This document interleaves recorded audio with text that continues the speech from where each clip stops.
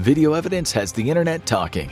Has Ukraine deployed a top-secret death ray against Russia? What weapon is Ukraine really using to cause these explosions, and how does it work? And why are these videos proof that Russia might be losing the war? Late last year, as the battle for Bakhmut began to really heat up, videos made the rounds online showing a perplexing sight: Russian soldiers being decimated in groups by something that looked a lot like a death ray. Each video typically showed a group of Russians walking along, when suddenly there was a bright flash followed by an instant smoke trail and a large explosion where Russian soldiers had previously been standing. What remains afterwards is something we can't show you without being demonetized, but if you've ever thrown eggs against a wall, you're starting to get the picture. The videos have many people wondering what in the world is this devastating new weapon, and how is Ukraine using it with pinpoint precision. Rumors started to circulate about Ukrainian death rays, directed energy weapons that use concentrated light to incinerate Russian troops.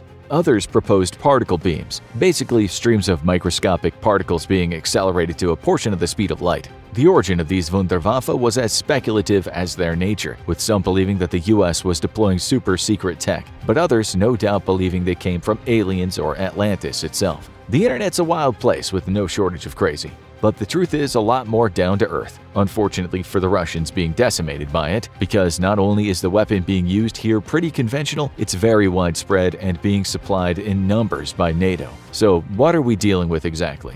Our resident military veteran was quick to identify this weapon after we showed him a few videos of it. Each video was largely the same: a group of Russian soldiers walking around, often entirely too casually to be so close to the front lines, when suddenly there's a flash of light or a small explosion. Within nanoseconds, there's a much larger explosion at the location the Russian troops used to occupy before being liberated of all their limbs and hurled dozens of feet in every direction. First thoughts were that it might be an artillery shell, similar to Western smart anti-tank shells. These special munitions are meant to take out tanks and work by being fired out of 155mm artillery from over 20 miles away. The munitions then deploy small wings and spiral downwards, scanning for enemy vehicles. When identified, the munition triggers an explosion, and this is where the genius part comes in. The actual explosive lines a hollow metal cavity, and the force of the explosion is designed to shape that metal layer into a superheated, very dense projectile. The explosively formed projectile, or EFP, has less penetration power than a heat or shaped charge warhead, which works by creating a superheated jet of molten metal, but it has far greater range.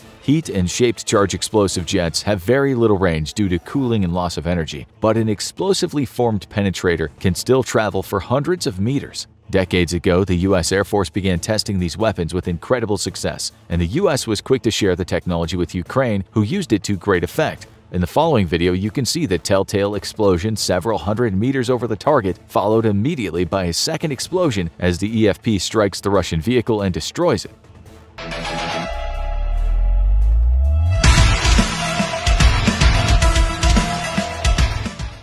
But there's one problem with this theory in regards to our Ukrainian death rays. In each video, the smoke trail created after the initial explosion always leads away from the location of the strike, instead of to the location of the strike. This rules out EFPs, which by themselves don't carry any explosive charge anyway. Because they rely on sheer kinetic energy to destroy enemy vehicles, EFPs can't be responsible for the large explosions we see in the Ukrainian death ray videos. The fact that there is both an explosion and an incriminating smoke trail leading away from the explosion means that this mystery death ray is anything but. In fact, it's a weapon that Ukraine has had quite a lot of, both from its own stockpiles and Western deliveries. All evidence here points to a high-explosive anti-tank warhead being used in a secondary role to strike personnel. Much like an EFP weapon, a heat warhead works by using a shaped charge inside a hollow cone lined with metal, but this time the explosion is far more powerful and meant to produce a superheated stream of liquid metal, perfect for penetrating heavy vehicle armor plating. However, it's not so great as an anti-personnel tool, since the stream is very narrow and the weapon produces very little fragmentation.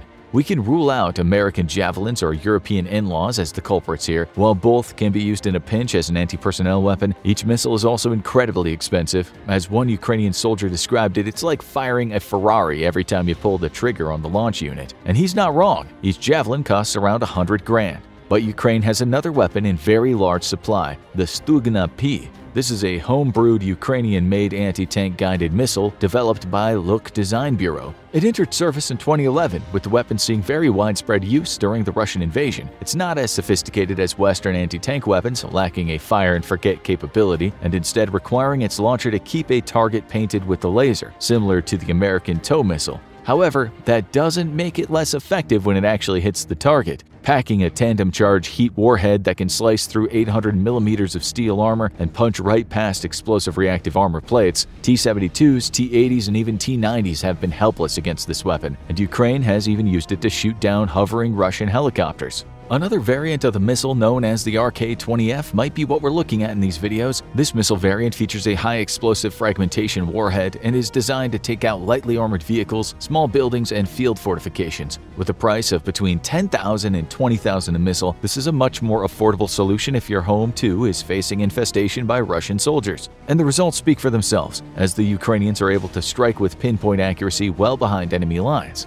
What we can see in these videos is likely both variants of the Stugna's missile being used. In some videos, we see tightly packed groups of soldiers being absolutely decimated, while their buddies a little further away are relatively unharmed. This would be telltale evidence of a heat variant being used, with the liquid metal blast atomizing enemy personnel in a very small radius, while leaving everyone else dazed but relatively unharmed. However, other videos clearly show the HEFrag variant with a telltale smoke trail ending with a large explosion. In those videos, typically nobody gets up again. These videos point at a bigger picture though. Why in the world is Ukraine using anti-tank weapons against Russian personnel? Or that question may be better asked, where in the world are Russia's assault vehicles? Why is Russian infantry being used dismounted to attack entrenched enemy positions? The videos of Russian personnel being blasted into orbit or atomized by superheated molten metal are evidence that Russia is having the exact problem that Western observers noted it would have months ago. Russia is being forced to rush hundreds of thousands of conscripts through basic military training, and as many in the West correctly observed, these conscripts would not receive nearly enough training to be employed as part of a modern mechanized assault force. Infantry working in close cooperation with armored vehicles requires months of training and specialized techniques, which Russia simply doesn't have the time to teach its new conscripts. Trying to put together an armored assault with a conscript force would leave the vehicles unsupported and vulnerable to anti-tank weapons, which seems to be how Russia does business anyway, judging by how many tanks they've lost to ATGMs. So instead, being left with poorly trained soldiers and an ever-decreasing vehicle fleet, Russia is forced to do things the old-fashioned way. In Russia, the Battle of Stalingrad is a heroic turning point in modern history, and the Russians do love to remember the good old glory days when literally millions of soldiers died because Stalin's only strategy was to jam German guns with human bodies. Now Russian conscripts are being forced to use the same tactics their great-grandfathers did against the Nazis, but with far, far more terrible results. Russia has historically placed very little value on human life, and videos of Russian troops assaulting with no armored support prove that Putin is out of options and forced to rely on the tried and tested Russian doctrine of war. Pour enough meat into the meat grinder that it eventually jams. Want to know more about how things are unfolding in Ukraine? Check out how Ukraine snipers take out vehicles from 2,500 feet, or watch this video instead.